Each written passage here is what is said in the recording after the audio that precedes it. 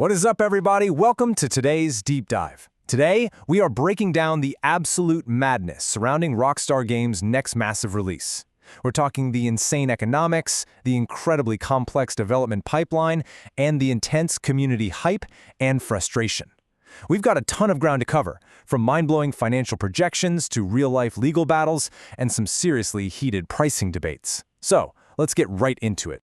Okay, let's take a quick look at our roadmap for today. First, we'll check out GTA 6's mega earnings. Then, we'll tackle that massive rumor, a $200 price tag. After that, we'll explain the dreaded PC release delay. Fourth, we'll look at the leaked footage hacker's upcoming criminal trial. And finally, we'll wrap things up with some of Rockstar's most controversial corporate decisions.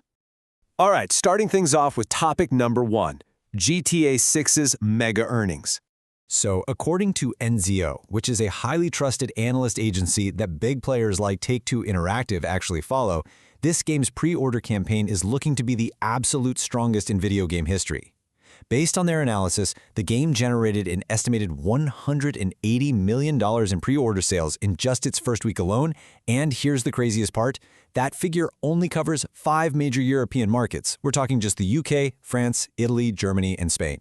If you look at the entire globe, early estimates suggest that first week number could actually be closer to $270 million. Now, when we look at the long-term forecast, some wild rumors claimed the game had already made billions. But Enzo's actual projection focuses on the future. They believe that by the end of the game's launch week in November 2026, it could generate anywhere between $3.3 and $5.2 billion. If we look at the midpoint of that projection, which is around $4.5 billion, that means moving over 50 million units in just a few days. Because this is a proven sequel and a franchise that's been building hype for over a decade, analysts fully expect sales to absolutely skyrocket on day one, completely unlike other games that have to rely on post-launch reviews to build momentum. Moving on to topic 2, and this is a big one. Are we really looking at paying $200 for this game? The way this game is being developed is a massive talking point right now. Take-Two Interactive CEO actually confirmed that no generative AI was used in the creation of GTA 6. A prominent financial analyst pointed out that while most future games are going to lean heavily on AI to cut their costs, this game represents the ultimate pinnacle of manual human labor in gaming. We are talking about thousands of developers dedicating years of their lives to meticulously handcrafting a digital world from scratch. Because of this unprecedented level of manual labor, this same analyst proposed that the standard $80 price tag is way too low. Instead, they argued the game should cost $200. As you can imagine, this sparked a massive backlash online. Now sure, some hardcore fans might be willing to pay that premium after waiting 13 years, but the broader community felt that pushing a base game to $200 on an already expensive gaming landscape is just completely outrageous. All right, jumping in to topic number 3, the delay and the PC release. This brilliantly illustrates the technical realities of game development. Former Rockstar producer John Riccio, who worked on huge titles like GTA 5, explained the exact logic here. He pointed out that it is fundamentally easier to build a game for weaker, constrained systems first, like the PS5 or Xbox Series X, and then scale it up later. Once you have a super stable base on a console, porting it to PC becomes much simpler because PCs give you way more room to expand things like RAM, GPU memory, draw distances, and textures. Doing it the other way around, building a massive, unconstrained PC game and then trying to chop it down to fit on a console is just incredibly difficult and totally inefficient.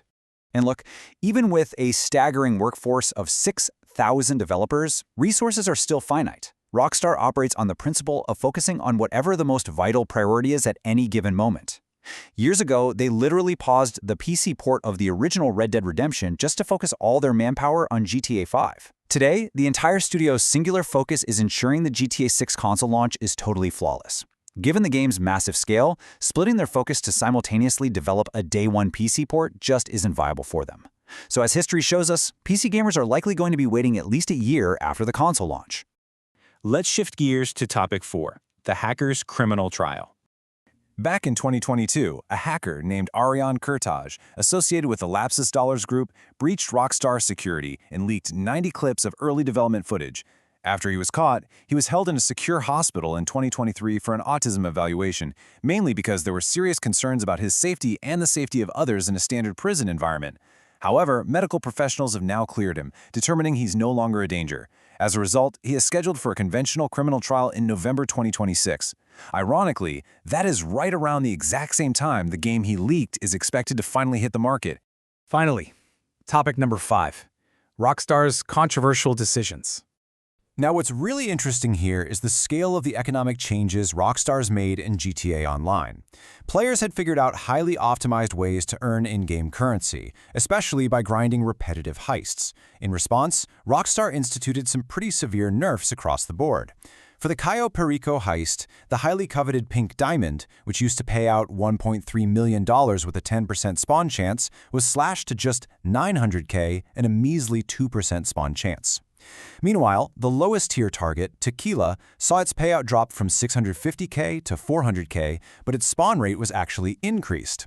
Contract mission payouts were also bumped down from $1 million to $900K. A lot of folks in the community argue these specific adjustments are a calculated corporate push to make grinding more tedious, practically forcing players to buy microtransactions instead. The pushback against these changes was massive. Due to the online uproar, Rockstar actually quietly rolled back a few of those nerfs. The Diamond Casino payout, which had been drastically slashed, was slightly raised again, though not quite to its original level. They also restored the Doomsday Heist payouts, likely acknowledging that its extreme difficulty and strict 4-player requirement totally justified the reward. But hey, controversial corporate decisions affecting content aren't new for them. For example, Rockstar once published a revolutionary detective game called L.A. Noire. The developer, Team Bondi, was working on an incredibly ambitious sequel set in 1936 Shanghai. It featured a deep RPG system where your British detective literally had to learn Chinese naturally to interrogate suspects. Despite being 10 to 15% complete with an incredibly open-ended design, the publisher cut the funding and permanently canceled the game, simply because they didn't think it would sell enough.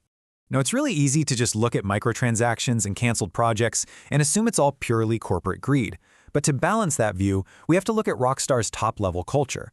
According to insiders, founders like Sam Houser are deeply personally invested in the quality of their games.